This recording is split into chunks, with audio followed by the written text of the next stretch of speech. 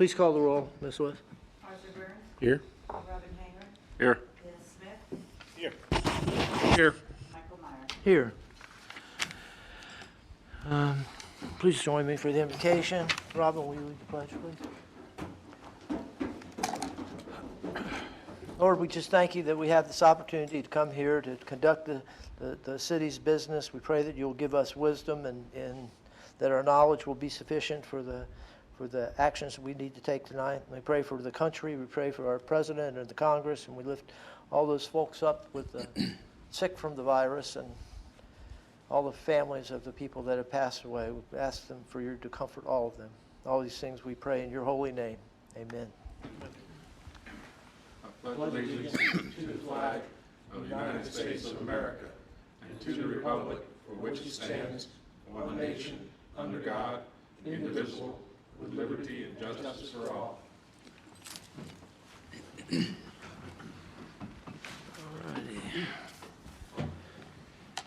Our first order of business will be approving the minutes from January the 6th.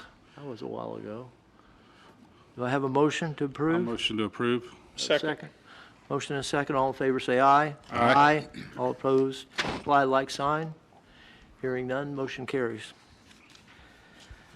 All righty. Get back to the right spot. Mr. Walker, 1730 Birmingham. This is Yes. our first item of business. Thank Would you, you Chairman. care to get us started? Yes, sir. Thank you. So 1730 Birmingham is here because they are requesting a variance.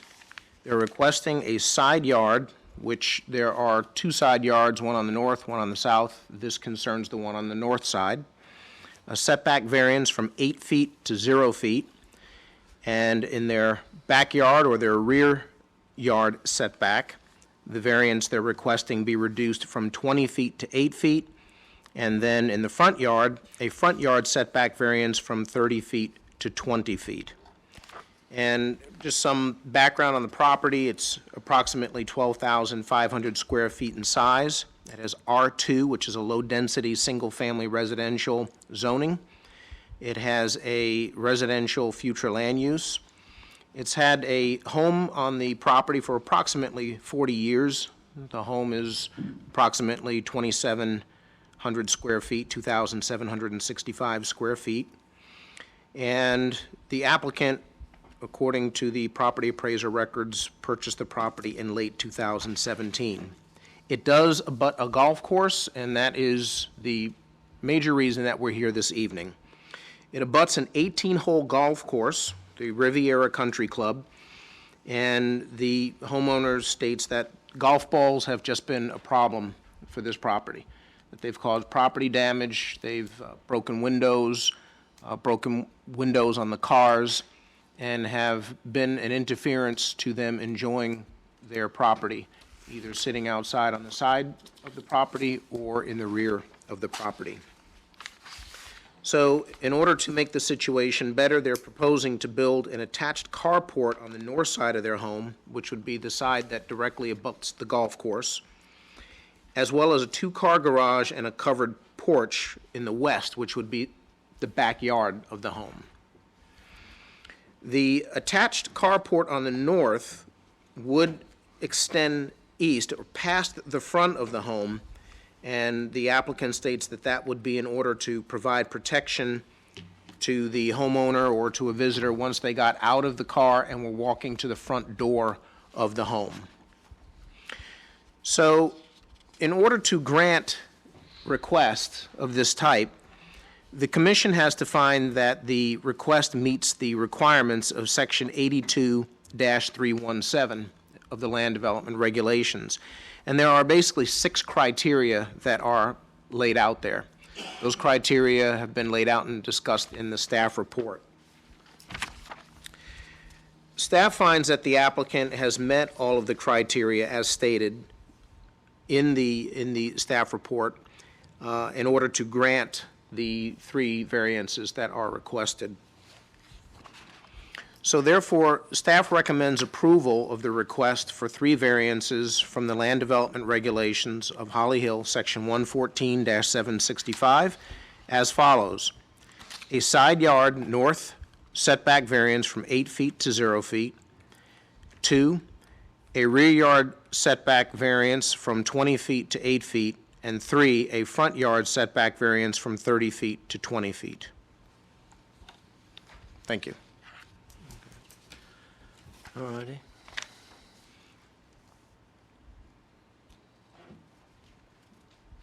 Y'all have any questions for Mr. Walker? The, No? Is there anyone here who would like to, I had, I'm sorry, I'm sorry. I didn't speak loud enough. I had questions for Mr. Walker. Yes, go ahead with a question for Mr. Walker. Thank you. The proposed two-car garage, when I'm looking at the drawing, if it were just moved a few feet south, then it wouldn't encroach on the setback that is being requested.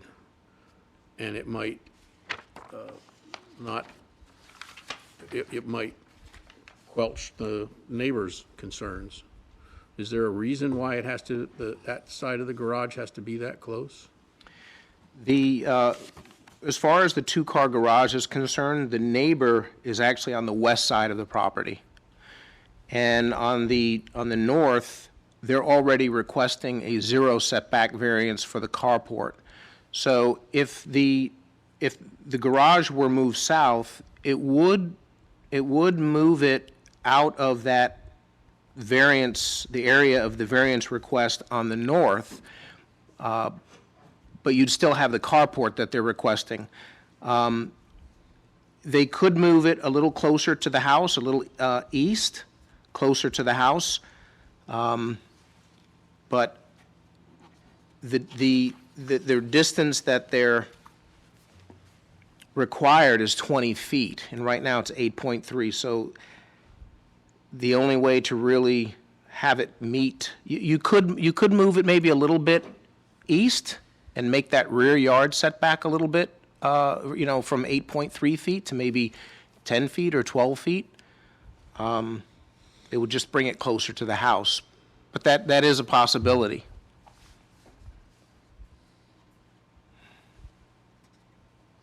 Should we require a barrier, like a fence, behind the garage to, so that this, well, we haven't read this letter to the group yet, but her concern is people looking and seeing into her house. And so could we put a visibility screen up of some sort, require it? She called me, Chairman, and she told me that there was already a fence back there, and I'm confused because when I spoke with her, and again, this is just what she told me. She told me that she felt that there was enough vegetation and all to not present any problem.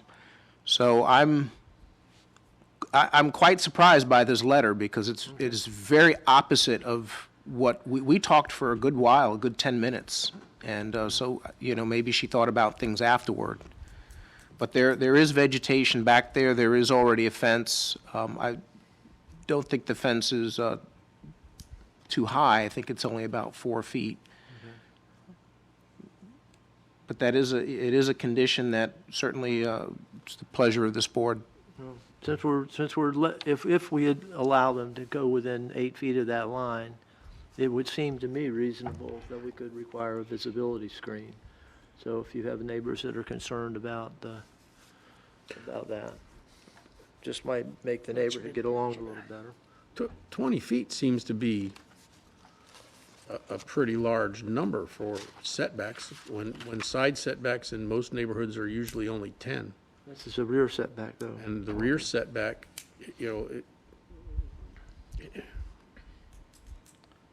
okay, I'll wait till I hear the applicant. Thank you. Excuse me?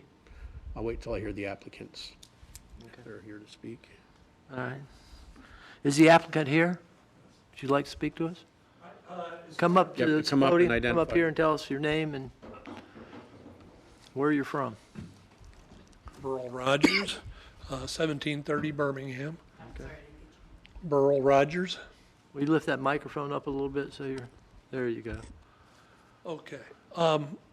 Question or whatever I have to do with is if we move the garage east, the air conditioner is on the back corner of the house there. We wouldn't have passage between the garage and the house to get into the backyard. Okay.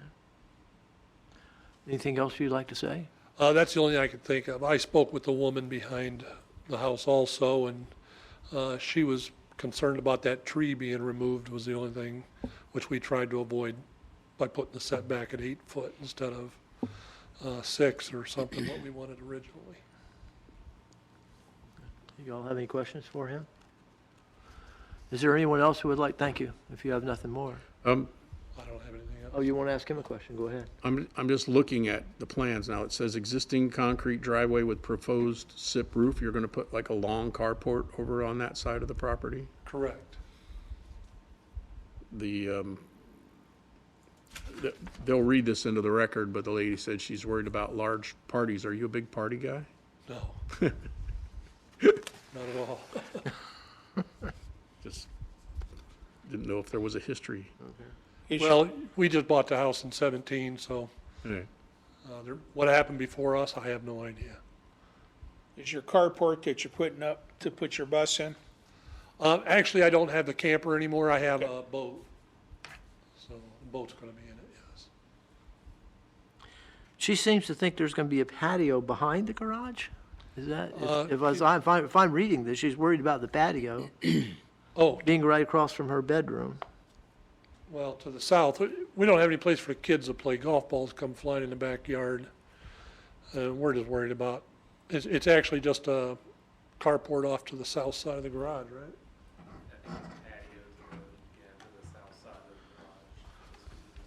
I need you to come up here and identify yourself before you speak with us, please. And talk louder.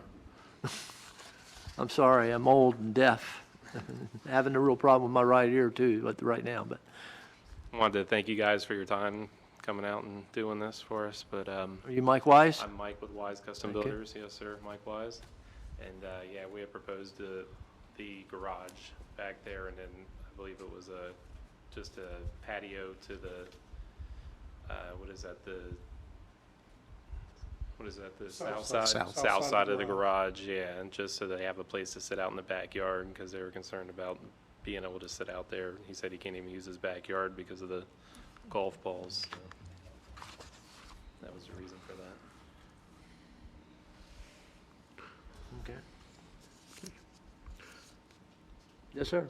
Brian, when I look at the drawing that's above this, the proposed two-car garage, the line says proposed 0-foot side setback, but it looks like there's a few feet between that garage and the proposed zero back. Am I reading the plan improperly, or? There is a few feet from the north side of the garage to the property line. It's the carport that would go directly on the property line. Is how I'm understanding it. Yes. Okay. So you're correct.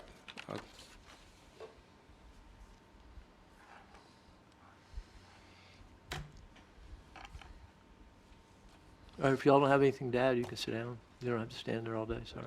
Thank you. Thank you. Thank you very much. All right, Brian, would you like to read this letter into the record, please? Yes, sir. It's a letter dated April 29th, 2020. It says, "To whom it may concern, I received this variance notice April 26th regarding 1730 Birmingham Avenue property, which doesn't give me much time to reply. Since I don't have a computer and don't want to appear because of the virus, I have never met these folks and have never had any contact with them. I am sure they are good people. I have lived here for over 30-some years, and over those years have had 3 golf balls hit my property, and my house is closer to the tee off than theirs. The rear yard variance they request is 8 feet, which puts it close to my property. I understand they want to build a garage and a patio. The garage, I guess, would be on the left-hand side of the patio. It would be in the middle between the two buildings. Right-hand building, which already exists. And there's a small diagram at the bottom of that page. She says that would put the patio right across from my back bedroom, which I use. I'm concerned about parties, lights, and loud music or noises if they are that close. In respect to their wishes, I would prefer for this not to happen. I hope this doesn't mean any hard feelings. I don't mean to do that, but since I am older, I am concerned. Respectfully, Shirley Bartley. Thank you. Did we vacate Alabama through there, Scott? Do you recall? I can't recall. I don't recall either.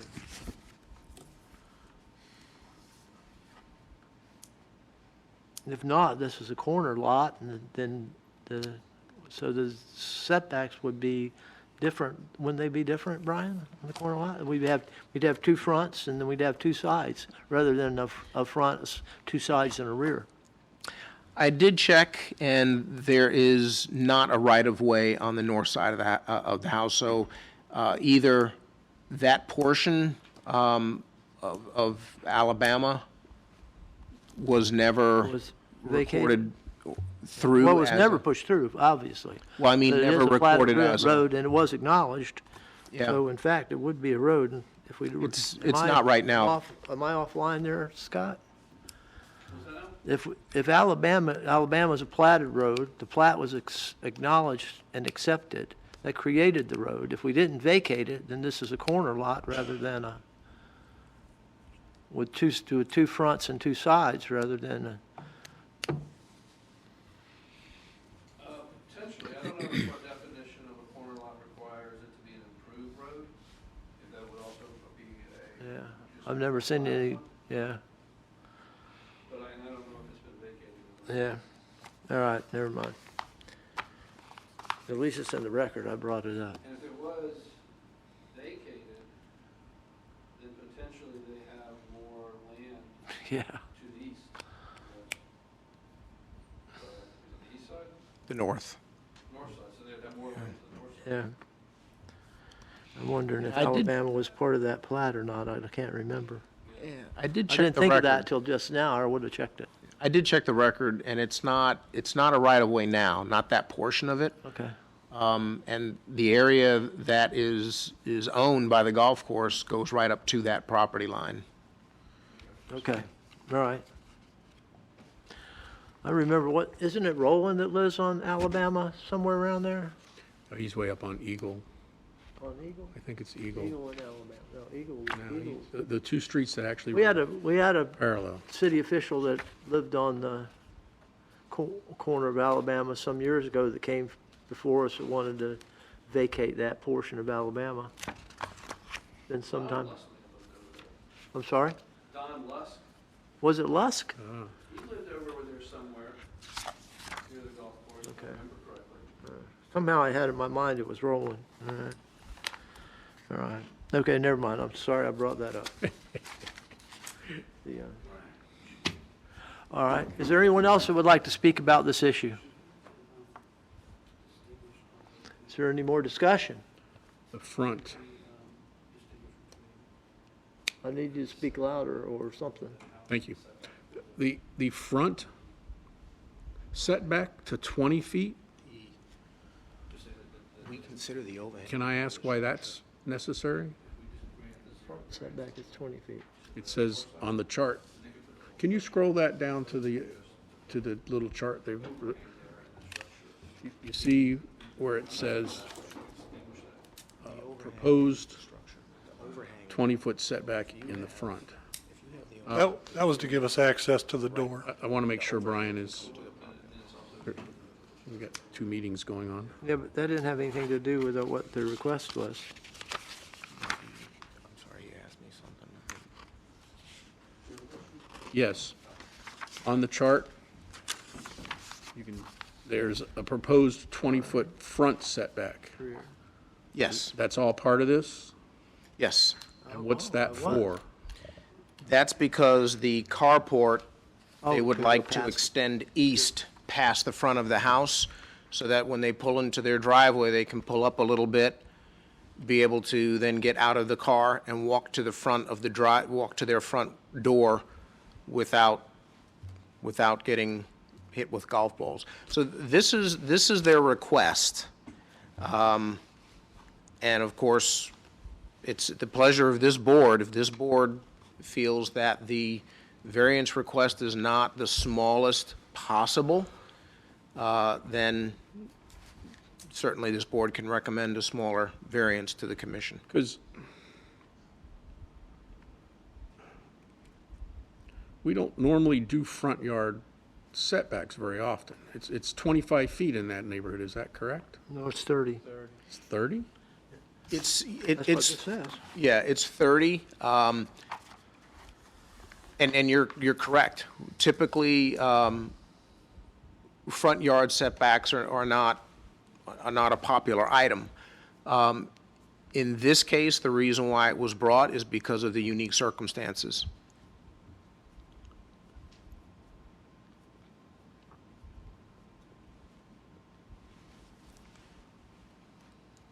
Just not sure what the rest of the neighbors are gonna wanna do then. So I'd sure like to have a, I wish you would speak onto the sorry. microphone and speak to all of I us will. instead of talking to yourself. I'm sorry, Thank you. my hearing aids are loud and I thought I was talking loud. Excuse me.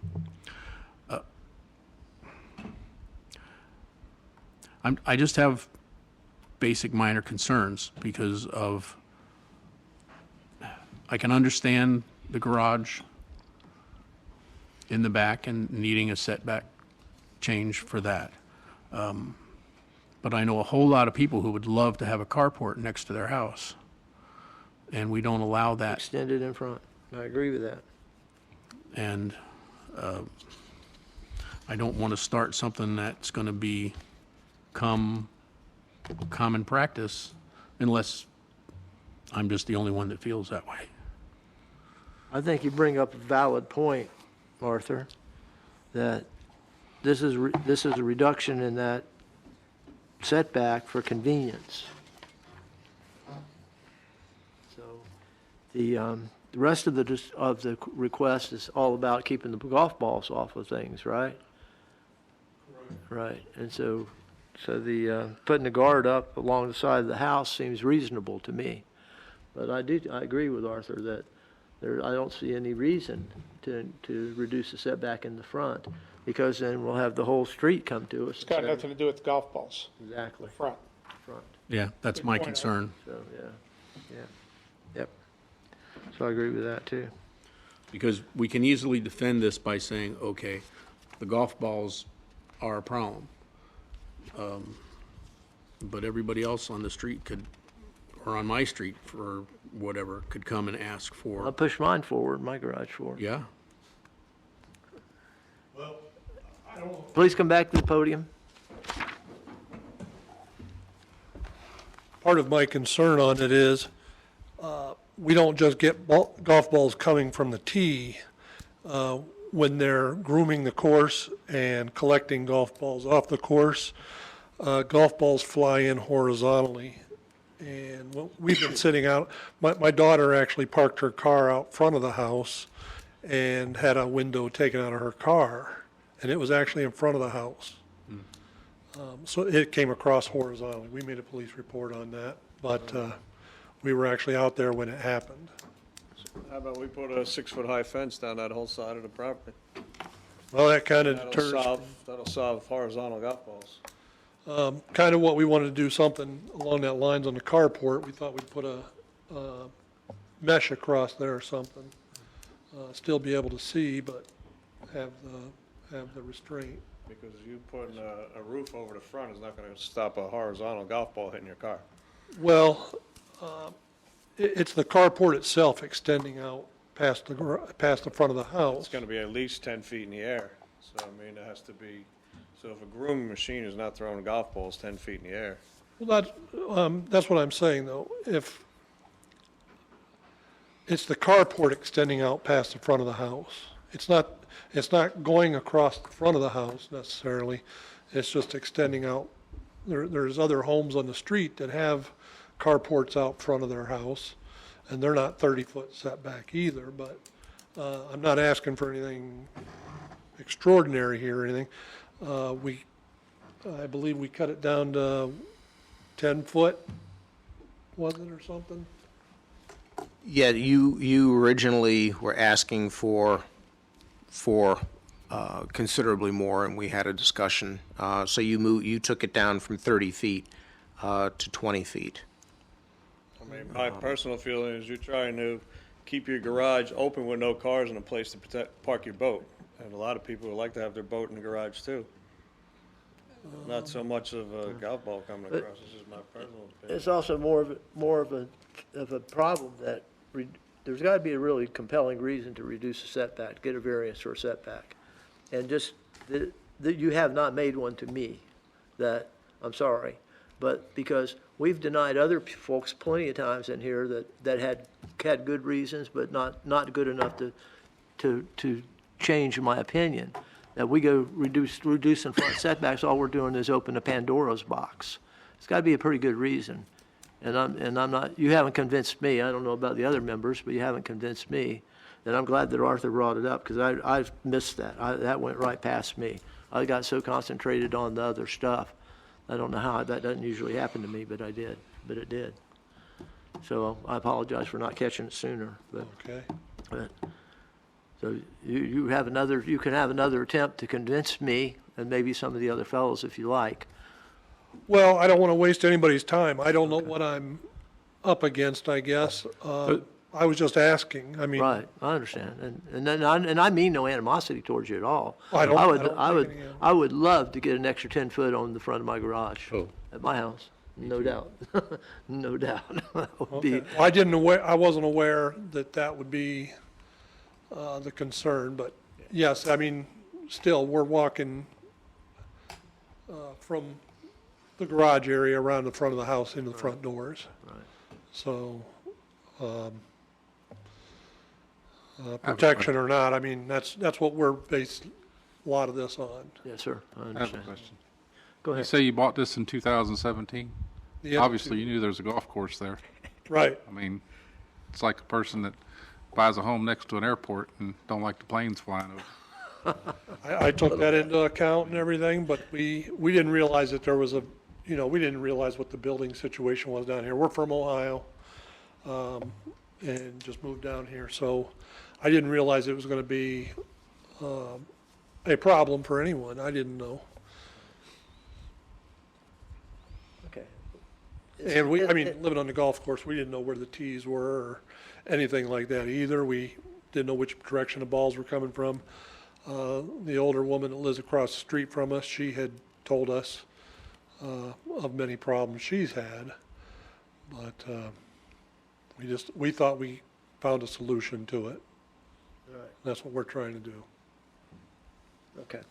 Thank Anything you. else? Thank you, Mr. Rod. More? Okay, got another. I'd like to ask the contractor a question.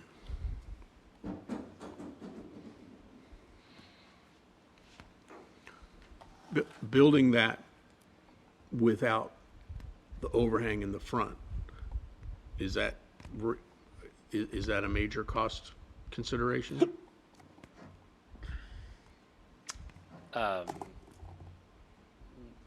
No, it's just an extension of the carport that would be down the side, so it's not big design issue or anything like that to not build it. Thank you. Y'all maybe remember the fellow is it on Ridge was it Ridge or Cordova where the fellow built his carport all the way out to almost to the pavement? He didn't get a permit before he started this construction. And then it turns out he lives on a road that has is it 100 foot or 200 foot right of way? It's a great big Oh, yeah, that boulevard, guy, right? on Ridge, yep. On Ridge, remember? And then it turned out that he built what, about 30, 40 feet of carport, right?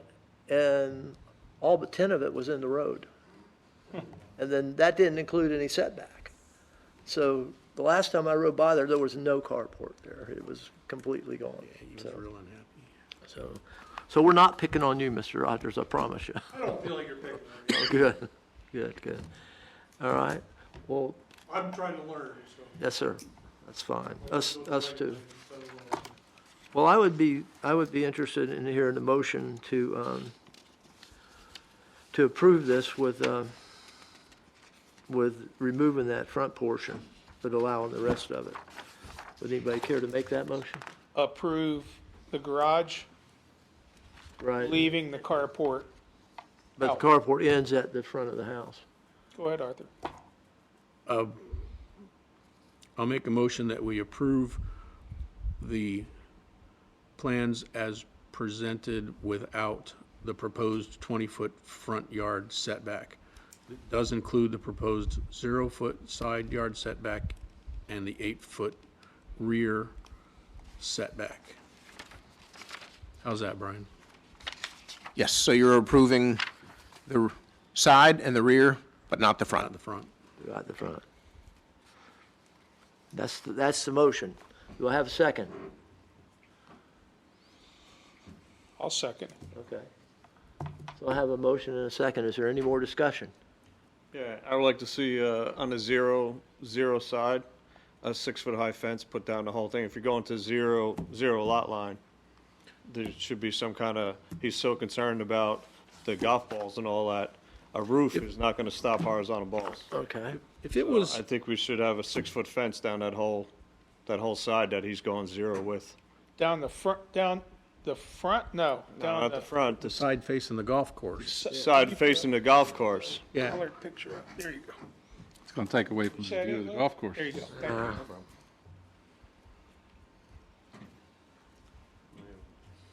It's a give and take. That'd stop horizontal golf That'll balls. stop all the horizontal golf balls, because I don't feel that he's making a compelling case there. He told us it's horizontal, not lobbing. Can we see the Chairman? page before this one? Yep. There's actually a screen. Excuse me, Mr. That Wise. we were looking at putting up. It's highlighted. I don't know if you can read. Yeah, right there. So that was going to be like a screen enclosure down that side. So it would still have the visibility, but it would protect the golf balls from coming through. And who are we protecting with that 6-foot fence? Him, right? Him, yeah.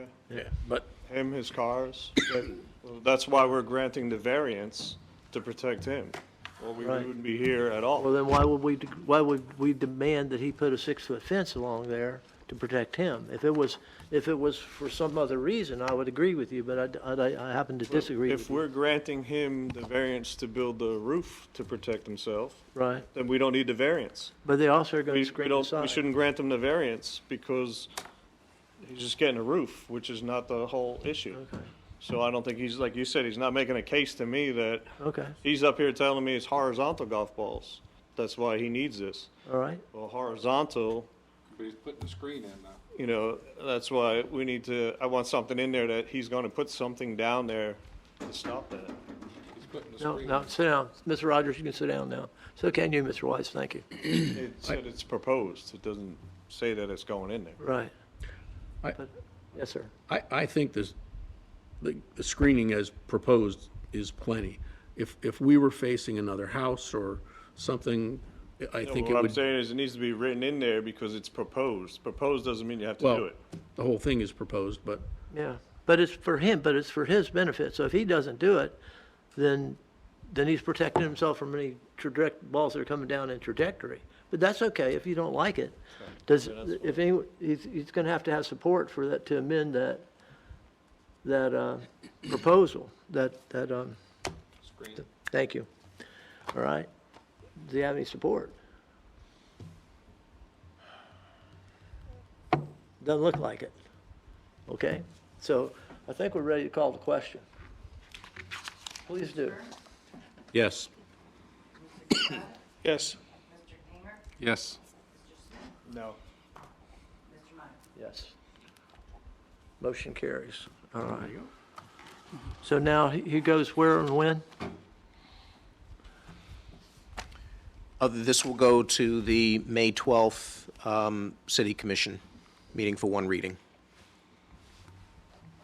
So you haven't lost. You can still get your front based on the commission.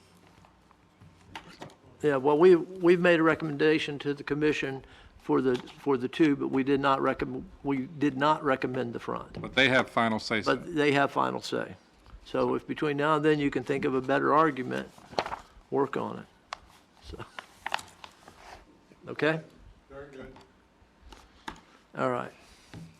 So can we go to number 2? Next item, please. Thank you, Mr. Rogers. Thank you, Mr. Weiss, for coming in. Yes, the next item concerns a rezone, and this is for the property at 1541 Garden Avenue. The applicant is requesting a rezone from R3, which is medium-density, single-family residential, to CC1, which is Commercial Corridor District.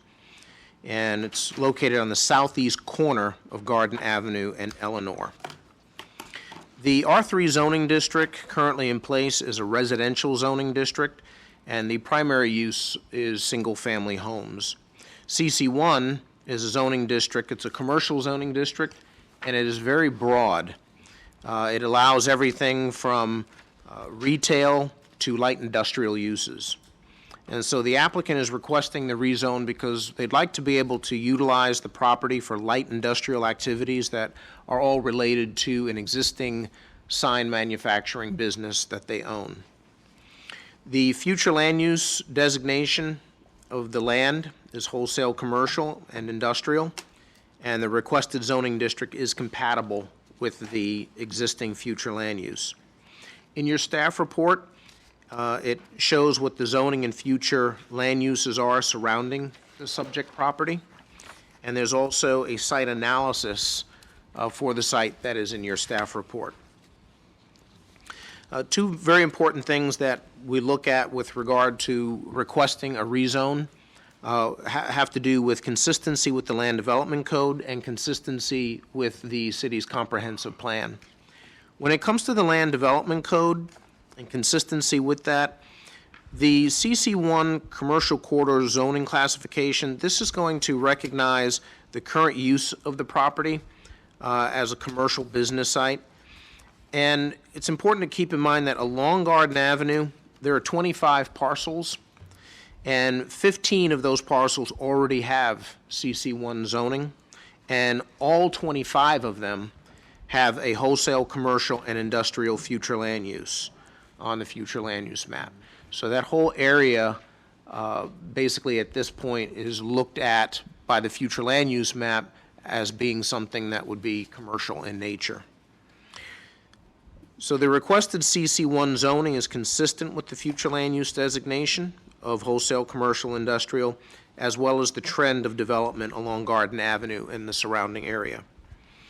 When it comes to consistency with the comprehensive plan, we look at FLU policy 1.1.5, and what it basically says is that when considering a rezoning of properties or approval of site development plans, the city is both authorized and compelled to consider not only whether a particular proposal is consistent with the use and density aspects of the comprehensive plan, but also whether the proposal is consistent with the compatibility and other concerns of the plan. So in doing that, we look through the comprehensive plan to make sure that things related to this rezone in the area are consistent with it, and it's consistent with FLU policy 1.1.2, which has to do with the maximum development intensity that would be done on the property. It would have a floor area ratio of 1.95 is what is permitted. Currently, there are not structures on the property, but at the time that structures came in for site plan review, staff would make sure that they were in conformity with that floor area ratio. Also, policy 1.1.3, the proposed CC1 zoning district is consistent with the future land use map designation of wholesale, commercial, and industrial. So staff finds that the requested zoning classification is consistent with the comprehensive plan. Based on this, staff recommends that the City Commission adopt the ordinance enacting a rezone from R3, medium-density, single-family residential, to CC1, Commercial Corridor District, for property totaling approximately .3444 acres located on the southeast corner of Garden Avenue and Eleanor Street. Thank you. Thank you, Mr. Walker. Mr. Webb, you want to speak to this? You don't have to. All right. Can I ask Brian a question? Sure. Brian, did you say there's 50 parcels of land on Garden Street? No, 35? 25. 25? And all 25 are zone CC1? No, all 25 have a future land use that is consistent. The future land use for it is wholesale, commercial, and industrial. So that's the future land use over every property that's on that Every street. property on Garden, thank you. Yes. So 15 already are, 15 of the 25. 15 of the 25. Correct. Already have CC1 zoning. Already have the CC1 zone. For a long time, that neighborhood was considered in transition, and the residential uses lost out to the commercial uses. Right. So it makes sense to do that. Certainly. I just thought that CC1 was more of a lighter commercial. When I look down the street and I see that Space Racers is I2, I thought an I sort of zoning made more sense for somebody that's going to be building signs and making lots of noise and smells and stuff.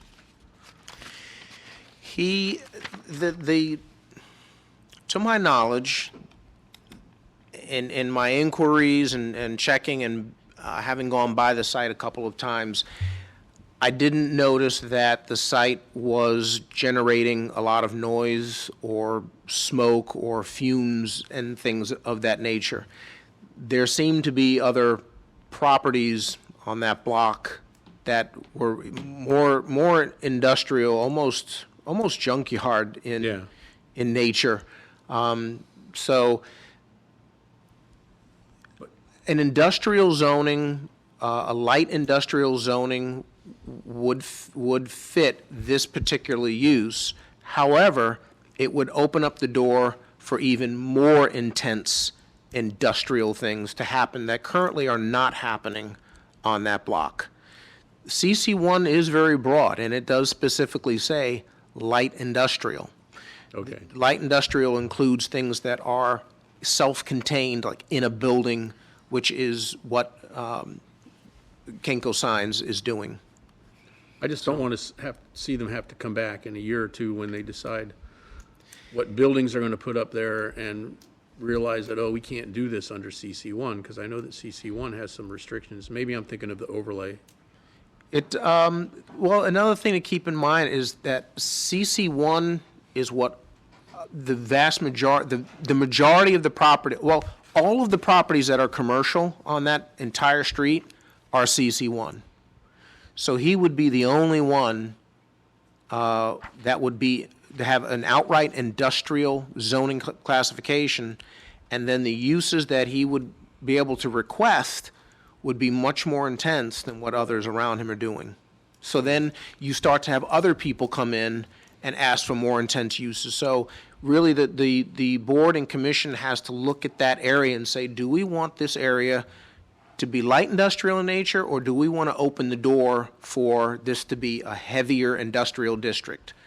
Salvage yards, junk yards, towing company, things of that nature. But I do see what you're saying, and his use would fit either category. All right.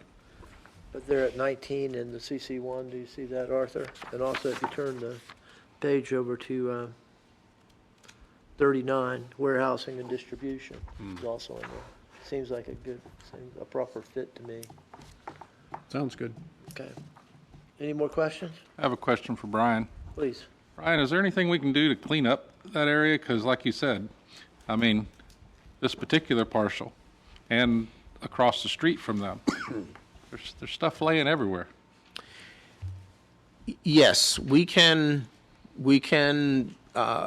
most of those properties that, where you see things laying out have been code enforced. Yeah. But now we're fixing to give, change the variance to where he can utilize that property because it zoned commercial or residential, and now we're going to zone it commercial. And so therefore, He already has an application in to do a 6-foot fence and fence in those all just like the around. salvage yard has, basically. Yes, like they have. Because what somebody puts in their yard is their business, I understand. But at 5 o'clock when the crew comes back and they park the truck and now everybody drives by and has to see it, whether it be other commercial businesses or not, whoever it might be, potential business people for another business in the area, we need to do something for that area to make it not look so blighted. Yeah, your point is very well taken, and others have noticed that as well, so you're in good company. The only mechanism that we have is we can code enforce a property, we can bring them to the special master, who can then drop an order that the property be cleaned up. If the person does not clean up the property, then daily fines begin, and we can put a lien on the property, and we can eventually move to foreclose. Yeah, but all that takes time. They're asking now for a variance to change this. Can we request that we would approve this based on fencing going up around it now? I don't think so. This isn't a variance request, it's a rezoning. Yeah. Okay? Right. So we can't do what's called contract zoning. We can't condition rezoning on certain things being done or trying to contractually do that. It's not like a variance or a special exception where you can approve it with additional Conditionally. conditions as you see fit. Okay. So, Or a PD. This is, or PD, yeah. does this zoning request fit the future land use plan? Does it fit the comprehensive plan? And does it work? And that's the question before us today. The other question is, that's a citywide question, and it's not just commercial, it's residential, it's code enforcement everywhere we go. So that's not the issue that we're Right. facing It's at this actually, moment. the question, because you're not amending your comp plan, that's consistent. There's not a policy decision to be made here. The question is there substantial competent evidence to show that the rezoning request is consistent with the comprehensive plan? So the first two things you said were correct. Then when you said, does it fit? If that's a policy decision, Okay, yeah, all right. that really goes a little bit beyond if we're Right. changing the land use, Right. then that would certainly be, okay, is this a good policy legislative decision to I didn't decide? mean to make policy. Yeah, so, but I'm just saying, there's a distinct, you're looking at two things here, land use and zoning. Because the land use is consistent, the zoning is a much more narrow review. It's, it's not legislative, it's quasi judicial, and so you have the obligation to say, all right, is there substantial competent evidence Okay. to show it complies, which is the applicant's burden, or is there substantial competent evidence to show it doesn't comply? Right. So it's a pretty narrow review. I just wanted to Thank you. address that. Mr. Chairman, Right. before he sits down. No. Can I take into consideration the fact that the applicant's business has been a good corporate citizen for the years that I've known of them? I mean, you may take it into consideration, but is it a criteria? No. The criteria is pretty limited. You say, you look to the rezoning and you say, is that rezoning consistent with our comprehensive plan? And from a substantial competent evidence. Because he may rezone it, sell it to somebody who is not a good corporate citizen, Right. but it's already rezoned. So I'm sure it will factor into your mind maybe, but from a pure legal perspective, it's a pretty narrow review. So. That was the point I was trying to make.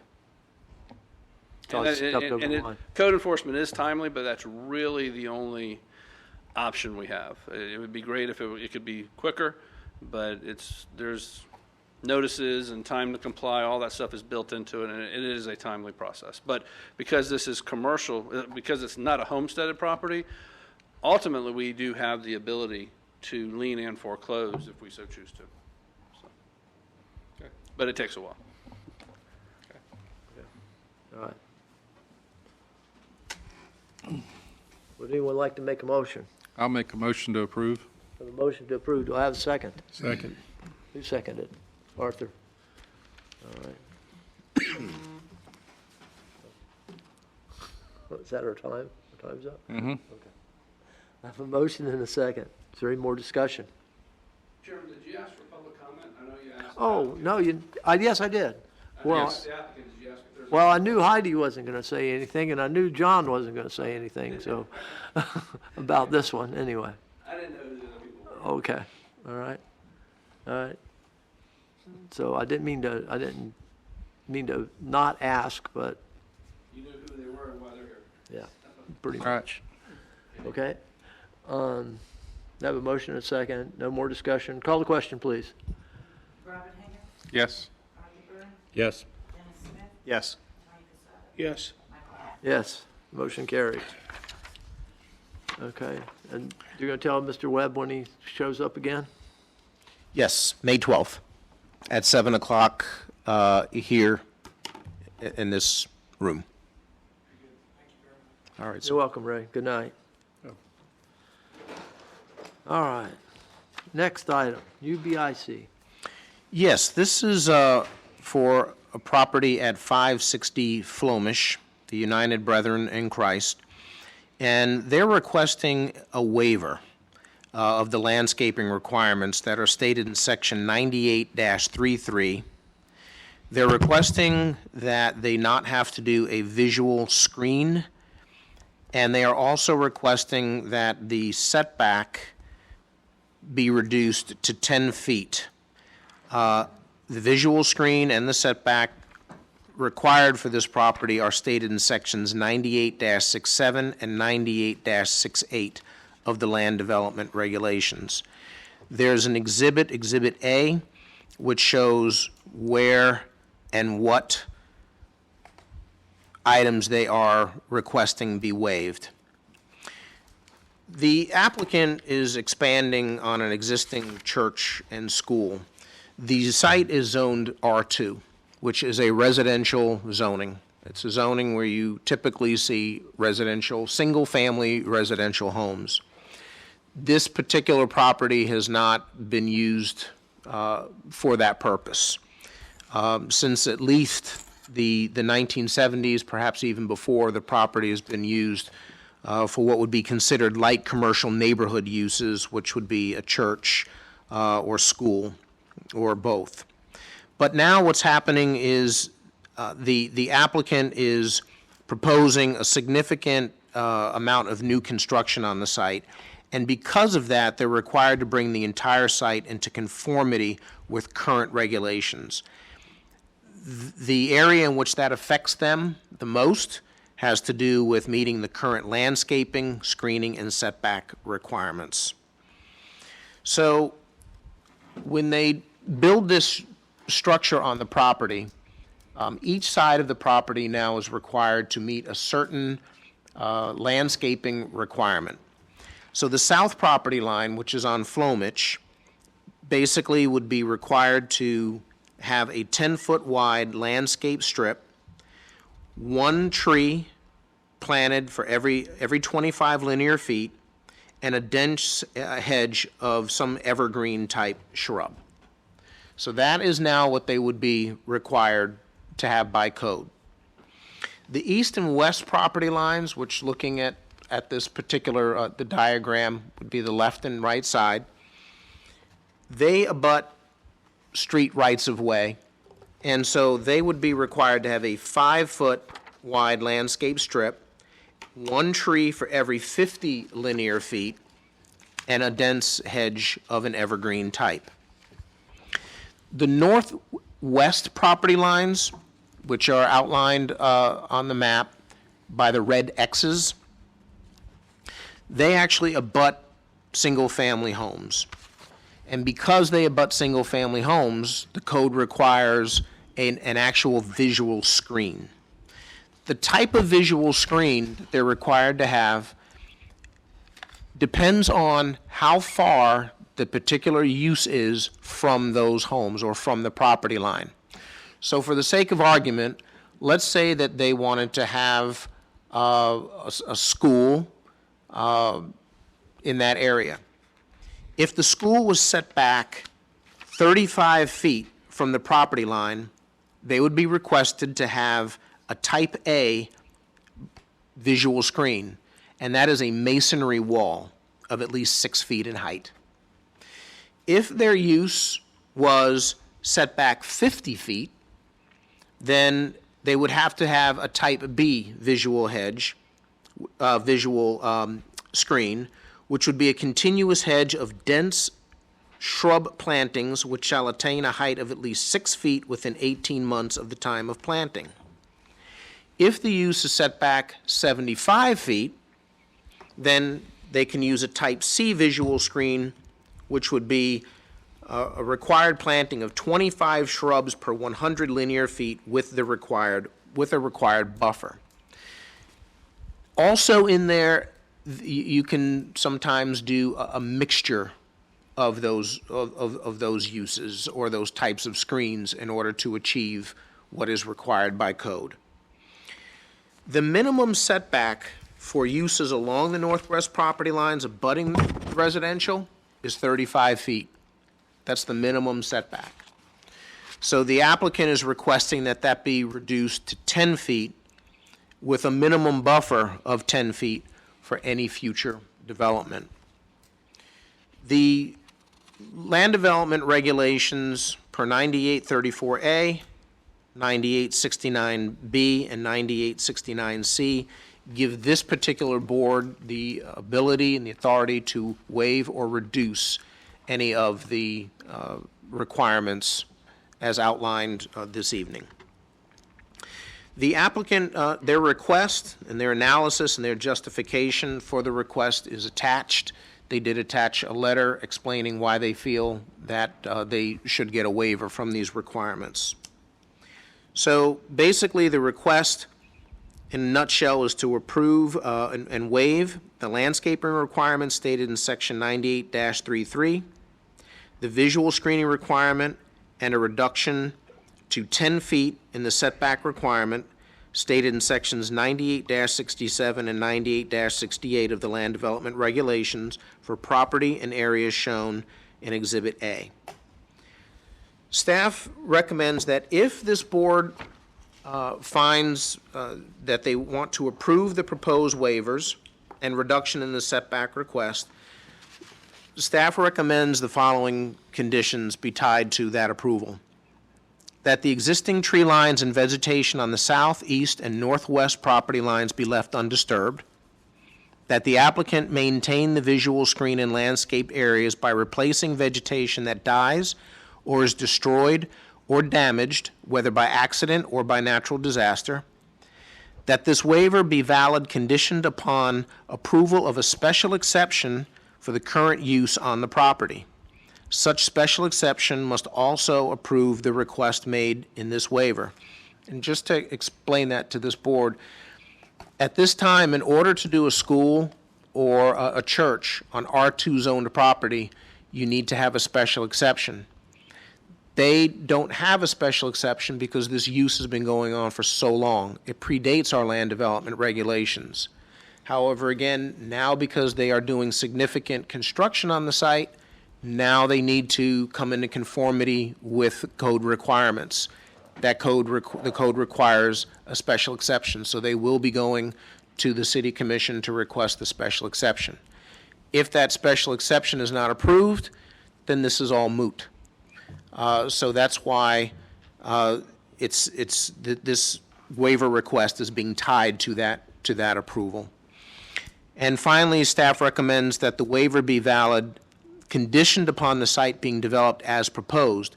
Significant changes to the site plan shall require that the waiver requests go back to the Board of Planning and Appeals. The decision as to whether a site modification is significant or not shall be determined solely by the city. So those are the suggested recommendations that staff has, should this board approve the waivers and setback reduction. Thank you. I have a question on the third one, about the special exception. It says, must also approve the request made in this waiver. So then, the commission, is that saying that the commission, after they approve the special exception, also have to approve the things that we've already approved? In essence, yes, because the special in order to get a special exception on R2 zone property, they're required to have some of the very waivers that they're now asking be waived. So to get the special exception, for example, it may say you are required to have this type of a buffer. But they're asking now that buffer be waived. Right. So the city commission will need to determine whether or not they want to uphold, approve the special exception with and honoring the conditions of the waiver, which they don't have to, or they can say yes, they'll approve the special exception and basically ratify what this board has approved. Well, that kind of takes away our authority to grant the waiver then, doesn't it? Talking to you, Scott. I think what it does is it ensures that, I understand where you're coming from, but I think what it ensures is there's no confusion. If you grant a waiver and they grant a special exception, and that special exception doesn't incorporate what's in the waiver, does that mean the waiver is no longer valid? Okay. I think it's the way to validate that special, that the waiver is still valid and incorporated as part of the special exception. And separately, the special exception may be denied. Right. But what happens if the special exception is denied? Is the waiver no longer valid? If the special exception is denied, then they don't have approval to operate technically as a school and a church. But is this waiver only if they operate as a school or church, or is the waiver applied to any use? The waiver would apply to this particular use. Right. If somebody else bought the property and came in and changed the use, we would have to look at that very carefully, because right now it's R2 zone property. R2 zone property allows a single-family home and items related to a single-family home. This is just a grandfathered use because it's been there so long. Right. So I see what you're saying, and it is a, It's just that we have so little judicial authority in this board that I'm really, for future boards, I'm want to relinquish it. I mean, I remember the days when we had much more judicial authority in this board. And it went away, right, Arthur? Oh, I could tell You you some remember those stories. days too. So I'm a little, Special exceptions come before this body too, right? Or no? That's what I thought. that's what I thought. Or do they go straight to the commission? just the commission, Just straight, for one reading. Okay. Only variances come before this board, Okay. so no right? Okay, so I, But they used to. that's, They used to, right, Scott? I think so. Yeah, that's my recollection, so. This is a rare case because when they're asking for, what they're basically asking for is a commercial-type use on a residential property. And because of that, they're required to have larger buffers and landscape strips and that type of thing. But then they're asking for a waiver to those very same things. Well, here's a for instance. For instance, if the commission approves the special exception, then they could come back before us and ask for the waiver again. Isn't that so? Because we have that authority to grant that waiver. Unless the commission directly says only this way. Or is that maybe not? We have to look at it, but I think it would probably be, I guess what I'm thinking in my head is, could this have gone just as a special exception without any waivers from y'all? Because the commission could have approved the special exception with these conditions, Right, without ever getting them from y'all to start with. right. So, that, possibly, I haven't talked to Brian about that, so, but the way I view it, listening to it, is that we are preserving what you waived in the special exception by putting it in there. These are the conditions. Okay, If it doesn't go that way, we're gonna have to evaluate. all right, Because now ultimately, I would say, a decision by the commission would take precedent over a decision by this board. right. If I have a special exception saying one thing and a waiver saying something else, I don't know that you can grant a waiver to a specific condition the city commission put on a special exception. That's, if we're heading to that kind of question, I don't know that you have the authority to do that. But I would argue that that's exactly what we're doing if we grant the waiver now. Or aren't we granting a waiver? The commission has not put any conditions on a special exception. The commission has adopted an ordinance that gave you the authority to grant a waiver, Right, and that applies across the board. okay, Now we have a unique situation where somebody's also asking for a special exception, which isn't within the purview of this body, which can be granted with conditions, but they're also asking for a waiver from certain things with you per the conditions of the code. So your question is, what happens if there's an inconsistency between what y'all decide and what the commission decides? exactly, that's exactly what I'm And asking. I would think the commission's decision would take precedent because they are the ultimate body of the city, decision maker. With their conditions on the special exceptions would take precedent over any decision that were made here. One more time around the corner, so now they've got special exception with commission's requirements, but could come before this board once again? No. I don't think so. Okay, yes, Arthur? Brian, do you know what their plans are? Are they going to be increasing the density on this property, or are they just rebuilding buildings that need to be rebuilt? They're building a new building, which will be a gymnasium. Right, gymnasium? Yes. Because, you know, I kind of think what Mr. Hanger said to the previous applicant about, didn't you know the golf course was there? I mean, the church has been there since before probably half the people in the city were born. And the people that live along there, you know, anybody that's bought their house after the church was there knew it was there. So I think it would be a hardship on the church to impose those screening stuff, except for the corner that you had that was marked in X's. I think those 3 houses there deserve the protection of a solid cement wall. But that's my opinion. All right. More questions for Brian? Mr. Zimble, would you like to come up here and face the music? I mean, explain things to us? Good evening. Thanks everybody for being here. John Zemball, 150 South Palmetto, representing the church. Zahn Engineering. I'm with Zahn Engineering. The way we kind of discussed it and thought about it, Brian and I, was that this waiver request would serve as almost a recommendation from this board towards the special exception. And it would accompany the special exception to help keep this project moving forward. Obviously, everybody knows the church. Everybody knows the church does a lot of good, and they're trying to increase their good. And they're also going to increase the aesthetics of the property by eliminating some of the storage containers and such and building a nice new gymnasium. As far as those homes in that corner there, those are actually owned by the church and house workers for the church.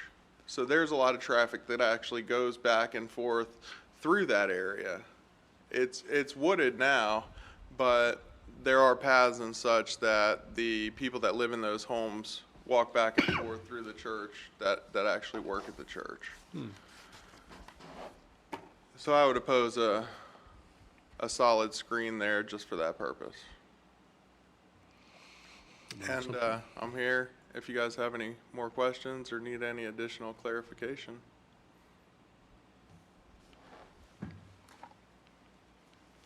Questions for him? Do you expect a major increase in traffic because of this addition? Is it, you're going to be doing more good, but are there going to be a lot more people coming? Can I answer that? No, let Mr. Zembal answer that. Okay. The intent is, the way we've looked at it, we're not increasing the number of parking spaces. So we are reconfiguring some and providing better handicap access, but we're not increasing the number. So in turn, when that relates to traffic,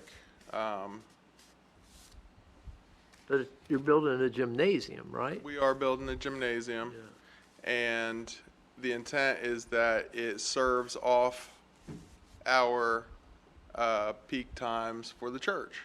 So in other words, it may increase the traffic on a Tuesday night if they have a basketball team play in there, but the overall density of the traffic is going to be opposite of the primary use, which is a church on a Sunday morning or a Wednesday night. Because, you know, the church has this reputation of producing champions, and it could be, you know, That's true.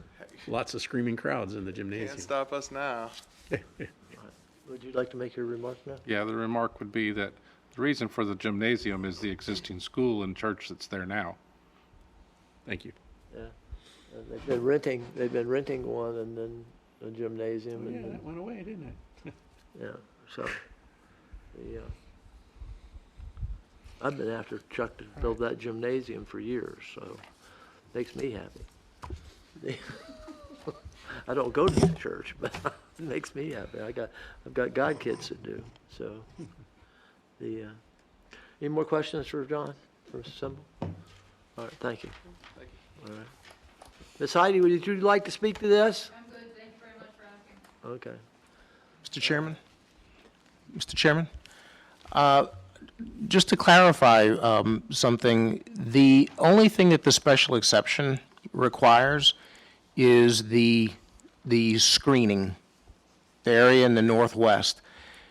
They would still need a waiver from this board for the south, east, and west. Okay.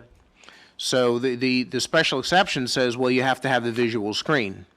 So they're basically going to ask for just that not be done.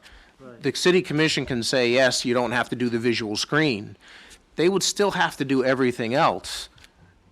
That's not stated in the special exception that they have to do everything else. That's stated in the land development code. So they still have to get a waiver from those things from this board. Okay, super, thank you, Yeah. Mr. Walker, for figuring that out.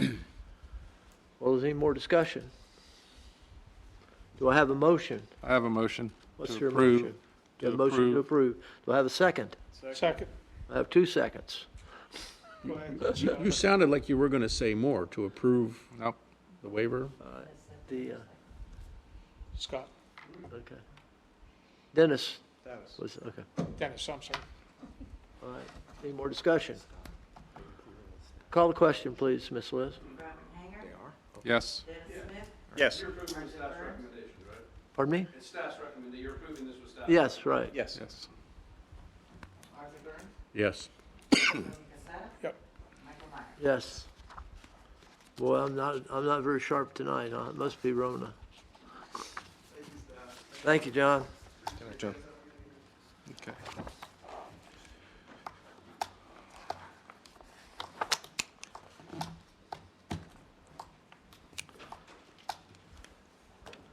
All righty, 224 Riverside. Yes, the property at 224 Riverside, this is a city-owned piece of property, and the zoning is CC1, which is commercial corridor. As was stated in the with regard to the rezone, the CC1 is very broad. So again, on this particular site, you can conceivably do low-intensity uses like a coffee shop or something that is as intense as light industrial. This property, its location on Riverside Drive, directly across the street, is what we hope will be high-end retail, part of Marina Grand. And it's an area where the staff has really been instructed to consider whether or not Bhopal would want to look at a change in zoning and whether it might be appropriate for this property because of its location. So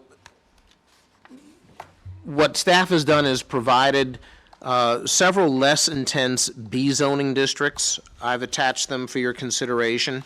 And really the question is whether or not the city should leave the current zoning in place, whether we should rezone it to a less broad zoning district, such as one of the attached B zoning districts, or whether or not we want to rezone it maybe to a BPUD, which is a business plan unit development, where the specific allowed uses can be listed. So, for example, if you look at the CC1 zoning that was attached, some of the uses in here really have to do with things that we may not want to see at that particular location. And I'll give you just by way of an example.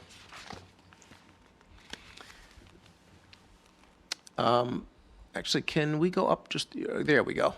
So the ones, the items that are highlighted in yellow would require a special exception on the property because of its location within the redevelopment district. But then some of the bold items are items that you might want to look at and say, okay, currently these would be allowed, but do we want to see these items? Actually, Ms. Nelson, can you make it a little bit bigger? I can't. A little bit? Yeah, there we go. So someone could come in, you could do an adult congregate living facility. You could do bars, you could do a nightclub. In this case, they do abut R1, they do abut property that's residentially zoned, but if that were to change, they would be able to do that. They could do a car wash facility, fraternal civic organizations or clubs, which whenever I see that the requests that I get for that are usually motorcycle clubs and things of that nature. Item 19 is manufacturing, light industrial type manufacturing. And then, let's see, is that it? Okay. 36, self-service laundromats. 41, paint and body shops.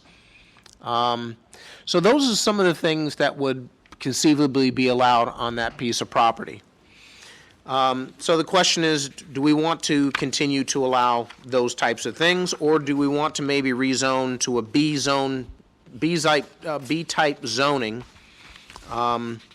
where, for example, there's B1,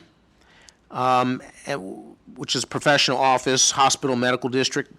But one of the issues with B1 is that there's very little retail that's allowed. There's almost no retail that's allowed. So then if we go to B2, or I'm sorry, B2 is a shopping center. B3 is a neighborhood commercial district. One of the permitted uses, again, are self-service laundromats. And then in the special exceptions, we have things like meeting places for civic, fraternal, service organizations. And then 11 would be rental of trailers and moving vans. So those would be things that would be allowed with B3. B4, the highway business district, allows everything that's in B1, as well as administrative offices, more retail sales and services, so that's where we pick up some retail there. But then there are a variety of special exception uses that we may not want to see there. Motor vehicle rentals, again, bars, nightclubs, flea markets, and things of that nature. B5, general commercial district. It allows everything in B1 and B4, but it also has some special exception items that we may or may not be okay with.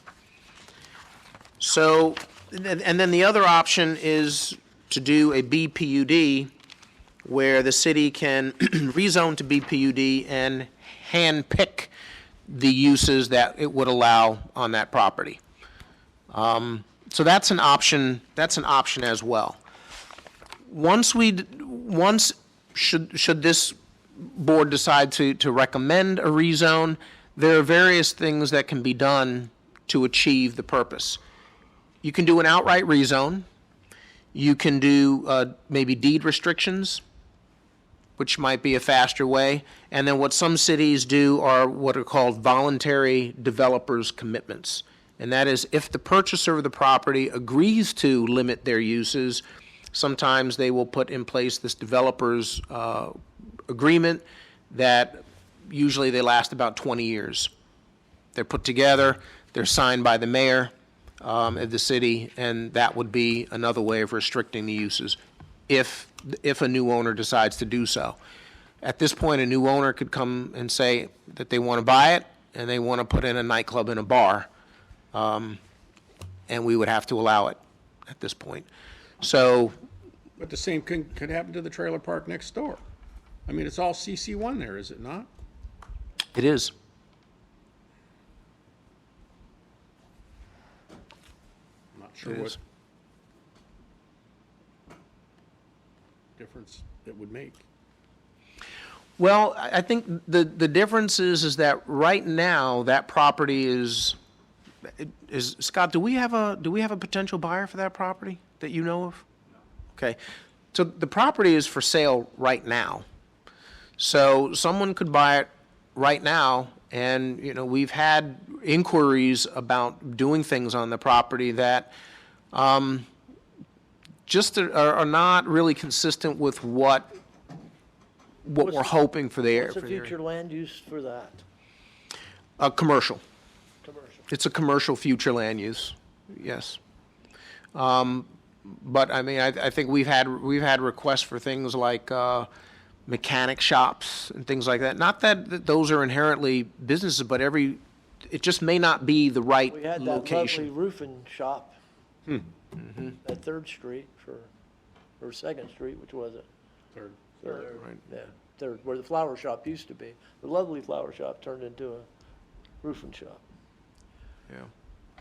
I think the BPUD, I think what we should do is somehow figure out a way to make it so that you could only put like a niche pub, not coffee shop, pub, eateries, things like that, something that the retail people might want to, after they've been shopping over there, walk across the street and, you know, have a sandwich and a beer or, you know, or sushi or something, you know, so that and I think that with all those other zonings that you don't have a lot of hope for that happening.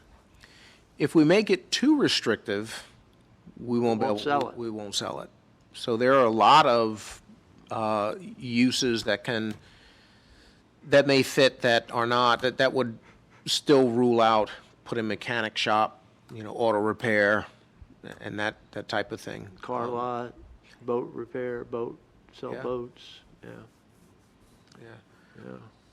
They are in the CR, they are in the redevelopment overlay. So there are things that, because of being in the redevelopment overlay, they would need a special exception to do. But they could still come and ask for it. Right.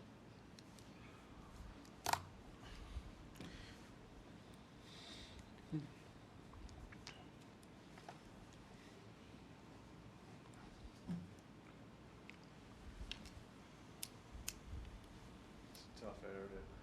You have everything right there. Yep, You got your restaurant, you got your bar, yeah. brewery over there, auto repair shop. Or got a distillery, it's not brewery, it's a distillery, right? Distillery. It's liquor. Well, no, there's a Oh, brewery. there. Being technical on this. Brewery there. There's a brewery. There's a brewery there? Yeah. Red Pig. Red Pig. Oh, for goodness sake. Do they have any beer besides IPA?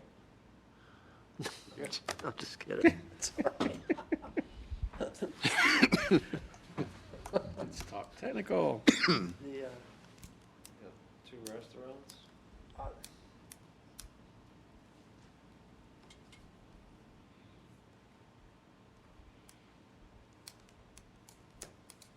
If it was the only CC in a sea of other stuff, I would be concerned, but anybody could buy any of those properties and ask for the CC usage, One so. of those trailer parks just sold recently too, just recently sold, Oh, yeah.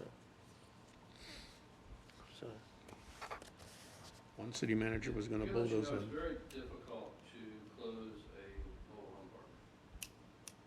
I'm sorry? As easy as just the owner deciding to do something else. I'm sorry, Scott, I did not hear a single word you said. I know you were It's very talking. difficult for an owner of a mobile home park to close it and change the use. They got to go through a lot to do that. And I know that's part of that area maybe that you're thinking of that's around it, that's a mobile home park. That's pretty tough to change. Yeah, A lot of state regulation on it. right.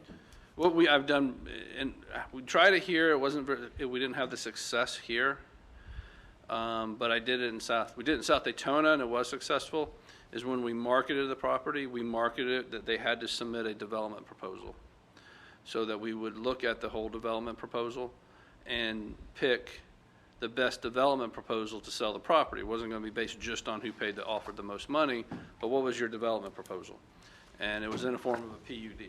And so and that restricts the property to that particular zoning. Now, someone can always come to ask to rezone it later to something else. You can't control that. We tried that, when in this area, Brian, we tried that? Or do you remember?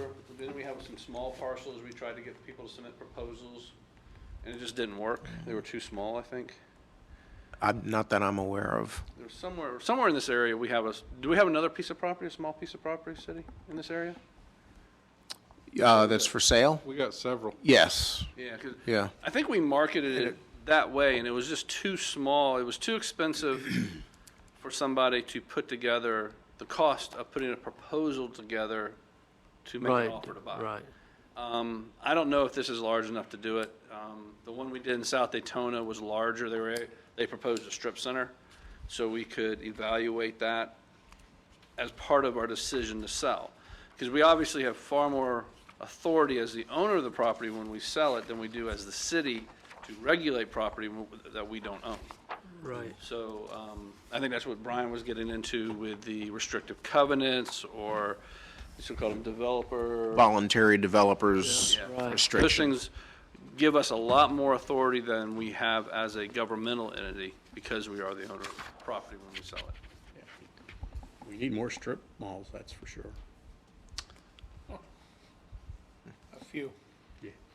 Didn't I read this was a third of an acre? Is that what I read, Brian? Yes, it's 20,000 square feet. It's just under a third. Just under a half. Right, 43,560. Yes, 43,560 square feet for the acre, Just under so, half. yep, just under a half. Well, I certainly think the BPUD, where we had some control over what comes in, or the deed restrictions would certainly be a good idea, and might be an opportunity to start that, well, we've already started changing that neighborhood, but it's such a wonderful little neighborhood. I mean, my gosh, I love it. I'm walking by there, or riding my bike by there, or driving by there several times a week. I won't say every day, but almost every day. So, It's right across from a just be huge shame to customer. have another roofer move in, you know? It's right across the street from a huge customer base. You would think that Yeah, would make it I agree. somewhat valuable. I just think of those, as I read all of those zoning things, some of them were just, I couldn't even understand why they were in the same classification. And you start off, and it looks pretty good, and by the time you get about halfway through, I'm going, no, right? Yeah, we need an update. We Yeah. that would really not- do. That'd be a bad idea. But what would y'all think about a BPUD there? Rezoning it to business planned urban development, so we would have some control over what goes in after we sold it. Sounds fine to me. Good. Do you need a motion for that, Brian, or do you just need, is this just a discussion? Well, I think we're looking for a recommendation, so a recommendation just to rezone to a BPUD and to do it as a rezone. So I think a motion to show that the body is And was it In unity. Secondary deed restrictions, right? The BPUD would be very restrictive. You know, we would limit, the BPUD would be restrictive. Plenty restrictive, yeah. Yeah. But then we got complete control, right? well, we can pick our uses. Yeah, we get to pick the uses we want. I don't think deed restrictions would be necessary if we did a PUD. Right. Okay. Because as Brian says, at some point, we'll have something we can't even sell. We're so restrictive over it, so. Well, do I have a motion for a recommendation? I'll motion for that. A motion, do I have a Motion. second? Second. And a second. Is there any more discussion? Ms. Nelson, please call the question. Robin Hanger, Yes. Tony Casada, Yes. Arthur Burns, Yes. Dennis Spitt, Yes. Michael Myers. Yes. Well, we got done quicker than I thought we were going to, truly, so that's all this stuff. Yeah. I thought we were going to be here for a long time. Oh, no. You might have been. I figured you would be the one causing all the trouble, Yeah. making all the talk. Yeah. So, That's we have any old business we need to talk about? Any board staff communications? All right, all in favor of adjourning, stand up and leave.